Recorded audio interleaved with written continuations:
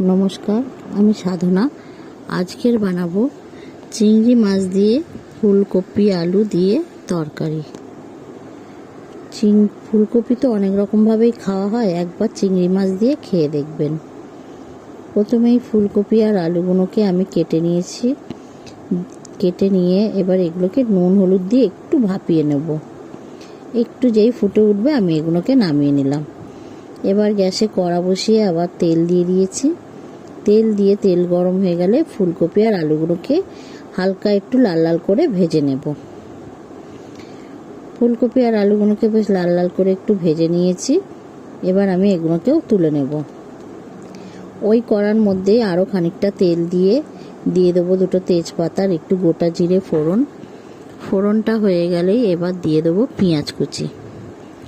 দুটো পেঁয়াজকে, মিডিয়াম সাইজের পেঁয়াজ আমি দুটো কুচি করে নিয়ে লাল লাল করে ভেজে নিয়েছি। এর মধ্যে দিয়ে দেবো আমি চিংড়ি মাছটা। চিংড়ি মাছটাও পেঁয়াজের সঙ্গে বেশ লাল লাল করে আমি ভেজে নেব।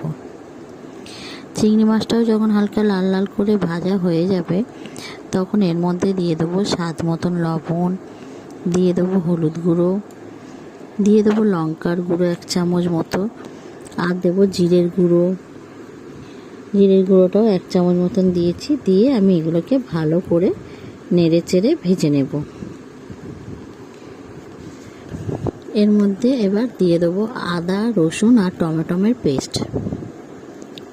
1 চামচ মতন আমি আদা রসুন বাটা দিয়েছি, আর দিয়েছি দুটো টমেটো পেস্ট করে নিয়েছি একসঙ্গে। নিয়ে পেস্ট করে আমি মশলাটাকে কষিয়ে নেব। মশলাটা থেকে যখন এরকম তেল ছেড়ে দেবে তখন দিয়ে দেবো সেই ভেজে রাখা ফুলকপি আর আলুটাকে। ফুলকপি আলুটাকে দিয়েও আমি সেই মশলার সঙ্গে ভালো করে আমি কষিয়ে নেব। ভালো করে মশলার সঙ্গে কষিয়ে নেব। কষাতে কষাতেই আমি মিক্সির বাটিটা ধুয়েও অল্প একটু জল দিয়ে দিয়েছি। জলটা দিয়েও আমি ভালো করে মশলাটার সঙ্গে কষিয়ে নেব। আমার বেশ কষানো হয়ে গেছে। এবার দিয়ে দেবো পরিমাণ মতন জল। পরিমাণ মতন জলটাকে দিয়েও আমি এবার এটাকে ফুটিয়ে নেব।